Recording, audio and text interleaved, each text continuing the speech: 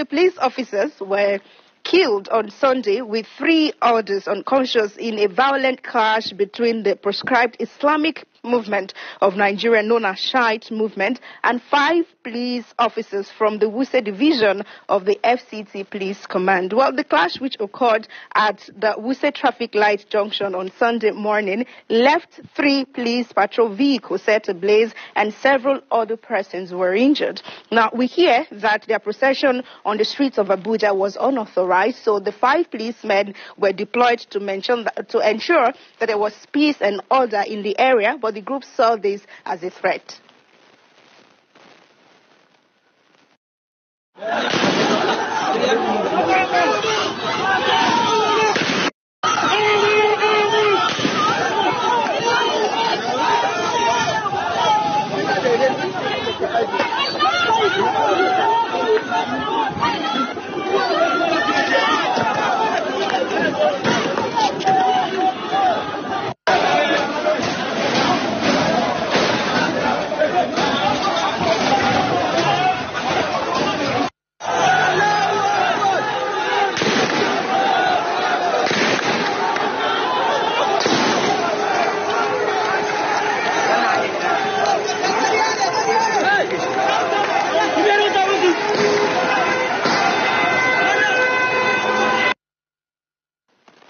Okay, so that was summarily the case yesterday here in Abuja. We say exactly no reactions to this. It was just a sad case that we lost people. Now, 66-year-old Justice Kudirat Kekere-Ekun was on Friday sworn in by President Bola Tinubu as the acting Chief Justice of Nigeria. She would be the second woman and the 23rd person to occupy that office, subject to confirmation by the Senate. Congratulations to you, ma'am. Well, there are reactions to her ascension to the apex office in the judiciary. This has to do with the United States denying her visa in year 2023. Well, the reason in the document that you will see is sanctioned activities. For netizens, this is not far from the judgment she delivered on January 14, 2020 that made the Imo State Governor Hope Uzodinma the first from fourth in that election. So yes, that was the document right there. Perhaps you could see where was highlighted for her. Yeah, so they said that the office regrets to inform you, it was addressed to her up here, that is unable to issue a visa to you because you have been found ineligible, and her business really is this place that was asterisked, and the reason is based on sanctioned activities. So netizens say the sanctioned activities could possibly be the Hope Uzodinma case that you would like to refer to the Imo magic. Well, for Daniel, he says, and the Nigerian government expects to gain or earn international respect with so many disgraceful people in power, impossible. And then more users and reactions at this point, also coming from the space of X, would be from Yinka, who says, will you say the same about Donald Trump, who has been convicted in court, but may become the next president of America? Is America the yardstick for governance in Nigeria? Has the rules for appointing the next CJN been followed or not? Nigeria's rules and constitutions for Nigeria. We are not a subject of the U.S. Not getting a U.S. visa does not invalidate her position in Nigeria. More reactions also will be from Mike, who says, so whatsoever the U.S. criticized is deemed right for you guys. Go to U.S. and you will find lots of corrupt judges still practicing and holding honorable positions. I'm not justifying anyone here, but stop using U.S. decisions to judge your country. They are not saints. And final thought on this one would be Akim, who is concerned, and he says, unfortunately, the U.S. will lift that sanction now that she is a CJN.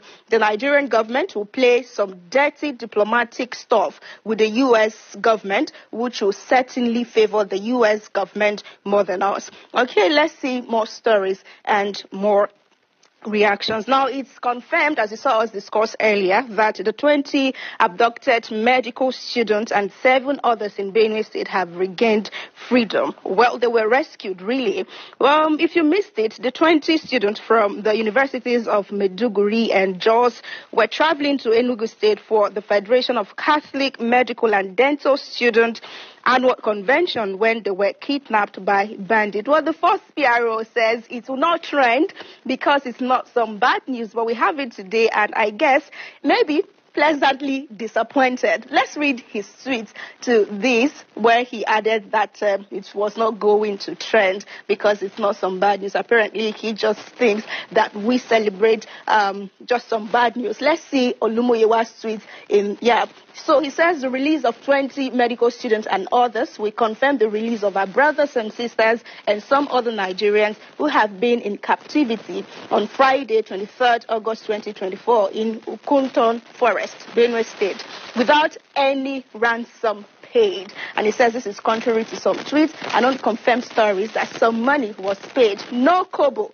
was paid to release them. They were actually rescued tactically and professionally. Oshie says we commend the security agencies, locals, and Office of the National Security Advisor for their commitment and resilience. Thanks to you all. And he says more details will be shared on this one. Let's have more stories as reactions are trailing the arrest of a whistleblower on X, Bistro Tamuno, who was arrested by the police on August 5 in one of the hotels in Port Harcourt, River State. Well, he posed as PIDOMNigeria, or at 99% oppressed. He's accused of committing serious offenses that undermine the integrity of government operations, including unlawful profession, leakages of classified documents, cyber-related offenses, and others. Well, for his bail, he would need a level 16 servant or civil servant with a house worth 500 million naira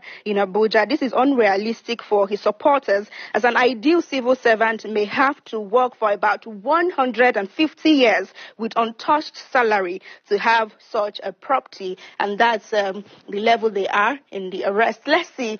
This is just the document just to highlight it. A businessman who owns a business entity registered with Corporate Affairs Commission, a landed property within FCT, Abuja, or any state capital in Nigeria, worth 500 million naira. So they're asking, where do we get this? For example, is a level 16 officer that should even stand for it. Where do we get it? So you would have to produce two sureties right there. So Ben Samuel says, classified means national security is at stake. I think they should charge him to court and let the world see what he allegedly did wrong. If I expose corrupt practices, I should be rewarded. That's what the EFCC promote. Whistleblowers are protected in sane environment.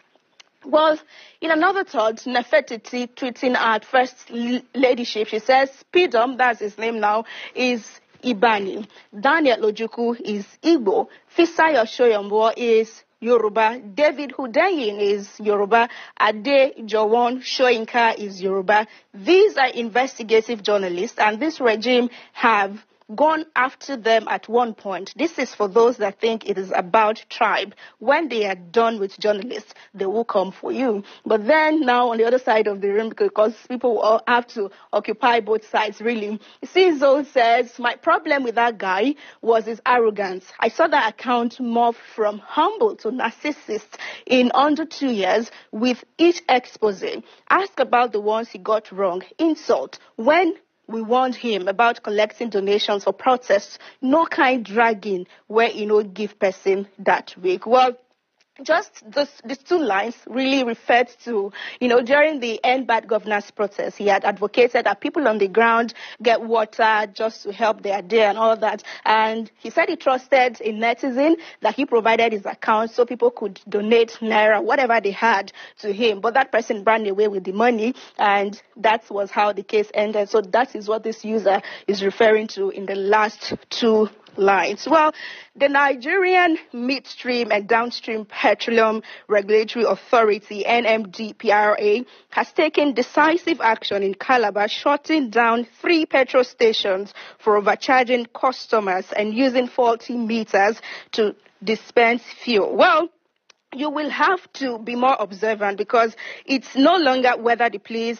or the meter, it's no longer whether the meter is reading. The question now is the fuel dispensing? Because you pay, you see the meter reading, but you're not getting the fuel you should be getting. Sadly, you cannot see the tank of your vehicle or whatever. People are advising, how about you use a transparent keg or something, but they will not also sell for you, and that is not also healthy. But if this continues, that you need to use your cooking gas, for for example. How do you also feel that? Would you need a transparent cylinder or something?